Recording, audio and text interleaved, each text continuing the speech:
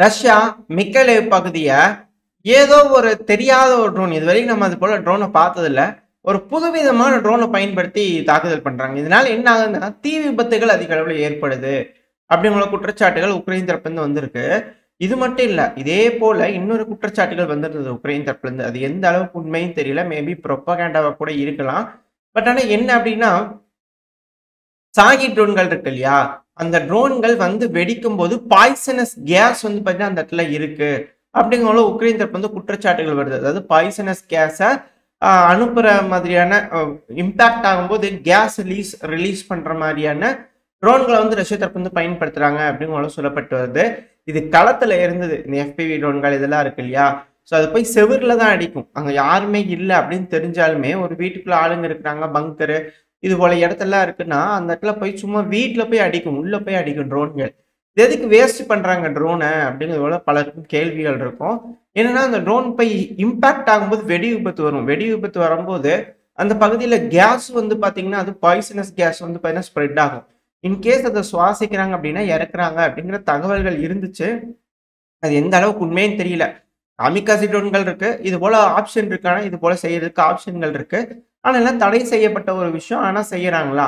Russia, Ukraine செய்றாங்கன்றாங்க. Ukraine, Russia செய்றாங்கன்றாங்க. இருதரப்பும் சொல்லக்கூடிய கருத்துக்கள உங்ககிட்ட குடுத்தாச்சு. ஆனா, இப்ப அது சாகி ட்ரோன்கள் அப்படிங்கும்போது கொஞ்சம் சிக்கல் தான். ஏன்னா, இந்த மிக்கலேவ் பகுதியில ஏதோ புதுவிதமான ட்ரோன்ங்கிறாங்க. அது தாக்குதல் பண்ணா தீ விபத்து அதிக அளவுல ஏற்படுது அப்படிங்கிறாங்க. இப்ப அதே போல வந்து பார்த்தீங்கன்னா, டின்ப்ரோ பெட்ரோவ்ஸ்க்ல வந்து காலையில நம்ம நேத்திக்கு காலையில பதிவுல பார்த்திருப்போம்.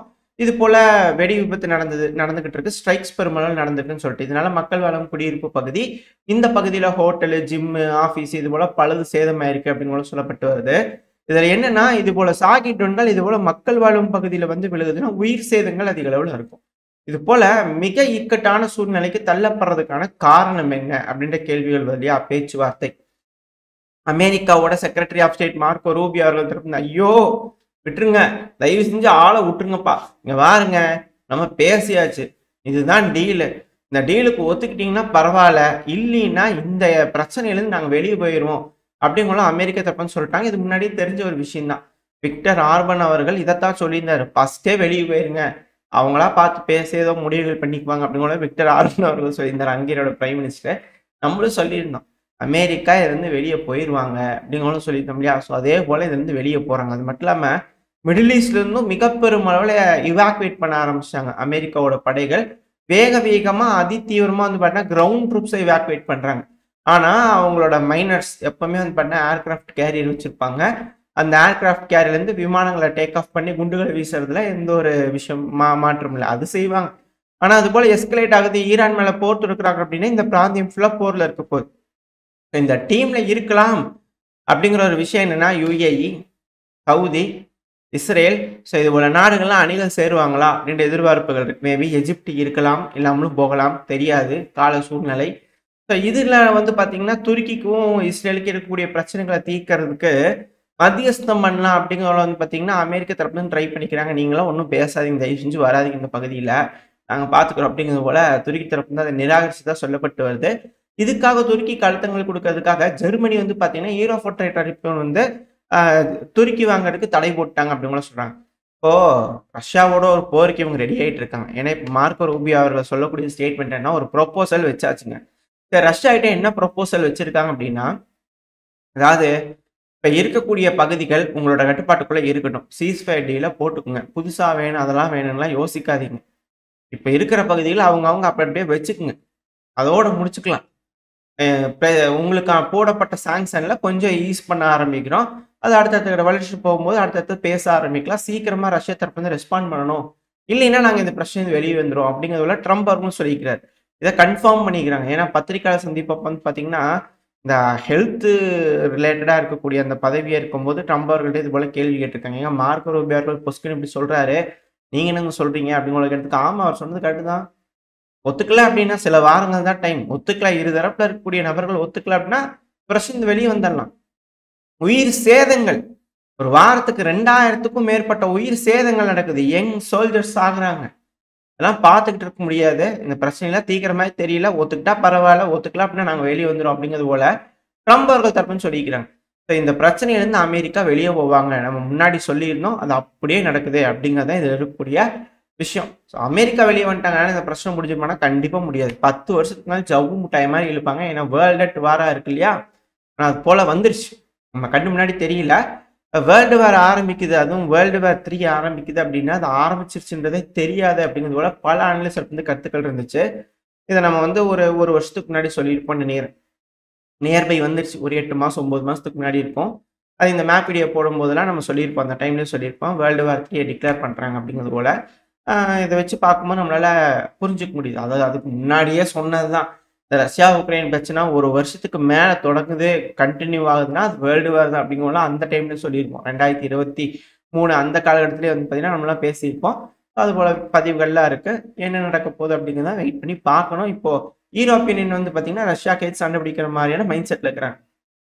இப்ப யூரோப்பியன் யூனியன்ல இருக்கிற பல நாடுகளும் அணு ஆயுதங்கள் வேணும். பிரான்ஸ் கிட்ட, யுகே கிட்டயும் கேட்டுக்கிறாங்க.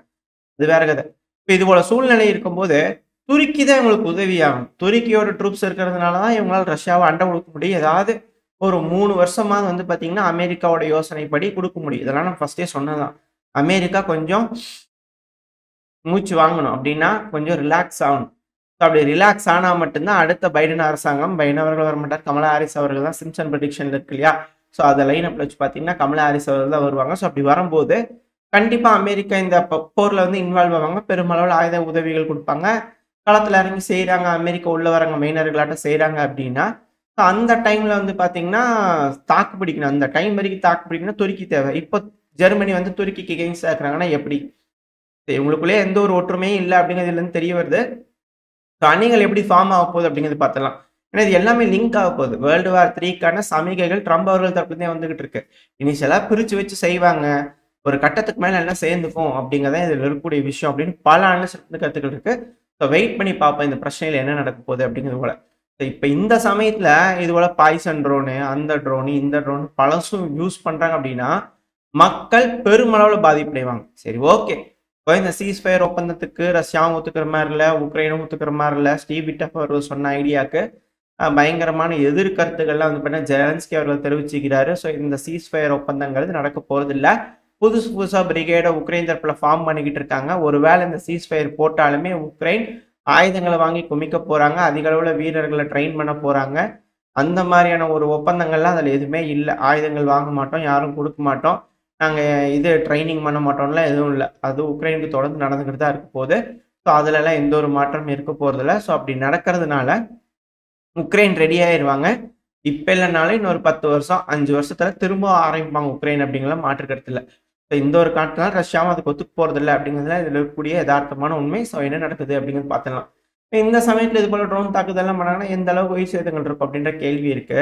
அது மட்டும் இல்லாம உக்ரைனோட மக்கள் இதுக்கு ஒத்துக்குவாங்களா? தொடர்ந்து போர் போர் போர் மொபைலைஸ்னா மக்கள் ஒத்துக்குவாங்கன்னா, மக்களை வந்து கண்காணிக்கிறதுக்கு வந்து பாத்தீங்கன்னா ட்ரோன்ஸை பெருமளவுல நாங்க களம் இறக்க போறோம் அப்படின்னு உக்ரைனோட போலீஸ் தரப்புல இருந்து வீடியோ பதிவுகள் வந்துகிட்டு இருக்கு. அப்போ உக்ரைன் மிக பெரும் அளவுல சர்ச்சையா இருக்கு, மிக பெரும் சிக்கல்கள்ல இருக்கு, மக்களுக்கு வெறுப்பு தட்டிடுச்சு அப்படிங்கிறது வந்து புரிஞ்சுக்க முடியுது. ட்ரோன்களை பயன்படுத்தி கண்காணிக்கிறாங்கன்னா கலவரங்களை அடக்கிறதுக்கு, கூட்டங்கள் கூடுறது தடுக்கிறதுக்கு, எமர்ஜென்சியை டிக்ளேர் பண்ணுவாங்களா, ஃபுல் ஸ்கேல் வார உக்ரைன் டிக்ளேர் பண்ணுவாங்களா அப்படின்ற கேள்விகள்லாம் இருக்கு.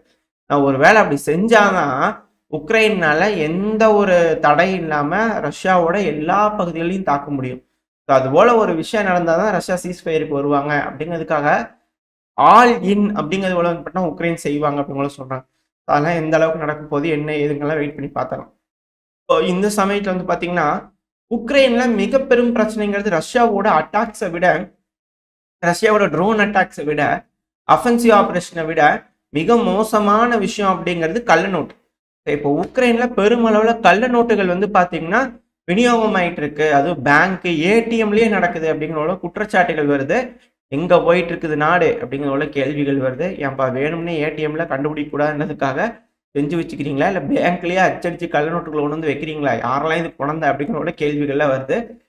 மிக மோசமான ஒரு சூழ்நிலை, அசௌகரியமான சூழ்நிலை உக்ரைன்ல உண்டாயிட்டு இருக்கு. இது எப்படி உக்ரைன் கடந்து வருது அப்படிங்கிறது பார்த்தலாம். இது எல்லாத்துக்கும் மேல இன்னொரு ஒரு விஷயம் என்ன அப்படின்னா பணம். இந்த பணத்தை எந்த அளவுக்கு வந்து பாத்தீங்கன்னா ஊழல் பண்றாங்க அப்படிங்கறது வந்து யோசிக்க முடியாத அளவுக்கு செய்யறாங்க. அது ஒரு நிறுவனம் வருது, புதுசா ஒரு ஸ்டார்ட் அப் மாதிரி நாங்க ட்ரோன் செய்யறோம், இது பாருங்க இந்த அளவுக்கு இருக்குது, குவாலிட்டி இருக்குது, தரமா இருக்குது, சூப்பரா இருக்குதுன்றத டெமோலாம் காட்டுறாங்க, செஞ்சு காட்டுறாங்க, ட்ரையல் பாஸ் ஆகுது, முதல்ல ஒரு பிரிகேடுக்கு செஞ்சு கொடுங்க, கம்மியான ஆர்டர் கொடுத்தா அந்த ஆர்டர்லாம் செஞ்சு கொடுத்துட்றாங்களாமா. அதெல்லாம் பர்ஃபெக்டா இருக்கு, சூப்பரா இருக்குன்னு ஹெவியா ஆர்டர் கொடுக்குறாங்க அப்படின்னா இதுதான்டா சான்ஸ்னு பிடிச்சிட்டு போயிடுறாங்களாமா, ஜூட்டு விட்டு ஓடிடுறாங்களாமா. ஸோ அது போல பல நபர்கள் செஞ்சுட்டு இருக்காங்க. இதுல சில நபர்கள் வந்து பார்த்தீங்கன்னா பிடிச்சிக்கிறாங்க கையங்களவுமா உக்ரைன் தரப்புல இருந்து. இது இந்த அளவுக்கு இருக்கு, அப்போ பிடிபடாத எந்த அளவுக்கு இருக்கு அப்படிங்கிற போல கேள்விகள் இருக்கு. அது மட்டும் இல்லாம இந்த கருங்கடல்ல வந்து பாத்தீங்கன்னா மிக பெரும் சிக்கல்கள் இருக்கு அப்படிங்கிற மாற்றுக்கிறதுல சமீபத்துல கூட இதே துருக்கி வந்து பாத்தீங்கன்னா யூகே பிரான்ஸ் கூட வந்து பாத்தீங்கன்னா பேசியிருந்துக்கிறாங்க. மேபி ஒரு கிரீமியன் வார் வருமா அப்படிங்கிற பேசியிருந்தோம் இல்லையா.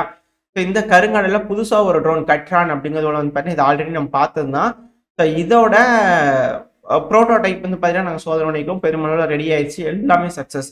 இதை ஹைலி ப்ரொடியூஸ் பண்ண போறோம், கருங்கடல் நாங்கள் ஆட்சி செய்ய போறோம் அப்படிங்கிற உக்ரைன் தரப்புன்னு சொல்லிக்கிட்டாங்க. எந்த அளவுக்கு இவங்க ரஷ்யால எஸ்கலேட் பண்றதுக்கு ரெடியா இருக்கிறாங்க மேற்குலக நாடுகள். ஒருவேளை மேற்குலக நாடுகள் ரஷ்யாக்குள்ள ஹெவியா எஸ்கலேட் பண்றாங்கன்னா ரஷ்யாவோட ரிட்டாலியேஷன் எப்படி இருக்கும்? இப்ப அமெரிக்கா உக்ரைனுக்கு உதவ மாட்டேன்னு சொல்லி பின்வாங்குறாங்க இல்லையா இந்த பீஸ் டாக்ஸ் இருந்து. அப்படி பின்வாங்கும் போது ஆயுதங்கள் கொடுப்பாங்களா? அப்படி ஆயுதங்கள் கொடுக்குறாங்க அப்படின்னா அவங்களோட எம் கோடு சேட்டலைட்டோட உதவி உக்ரைனுக்கு கிடைக்குமா?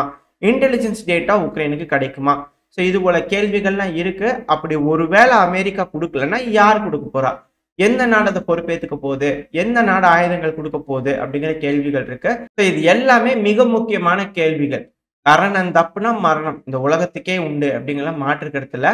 ஏன்னா அணு ஆயுதங்கிறது வந்து பிரான்ஸ் கிட்ட இருக்கு, யூகே கிட்ட இருக்கு. ஸோ இது வந்து மாறி மாறி எக்ஸ்சேஞ்ச் ஆகுது அப்படின்னா சிக்கல் தான். அது மேல ரஷ்யா கிட்ட இருக்கு அப்படின்னா என்டையர் யூரோப்பே அழியுதுன்னா ஒரு கட்டத்துக்கு மேல இந்த நியூக்ளியர் டஸ்ட் ஃபார்ம் ஆகி மிக பெரும் அளவில் உலகத்துக்கு சேதாரமே அந்த அளவுக்கு இல்லை.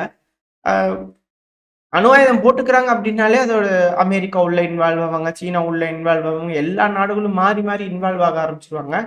இது எப்படி எஸ்கலேட் ஆகாம ட்ரம்ப் அவர்களோட அரசாங்கம் இது அப்படியே நியூட்ரலா கொண்டு போக போறாங்க இந்த பிரச்சனையா அப்படிங்கிறது தான் இங்க இருக்கக்கூடிய விஷயம். இந்த சமயத்துல மிடில் ஈஸ்ட்ல ஒரு போர் நடக்க போது அந்த போரை எப்படி அமெரிக்கா ஹேண்டில் பண்ண போறாங்க? டைரக்டா இன்வால்வ் ஆக போறாங்களா, இல்ல ஏர் சப்போர்ட் மட்டும் தர போறாங்களா, இல்ல ஆயுத உதவிகள் மட்டும் செய்ய போறாங்களா?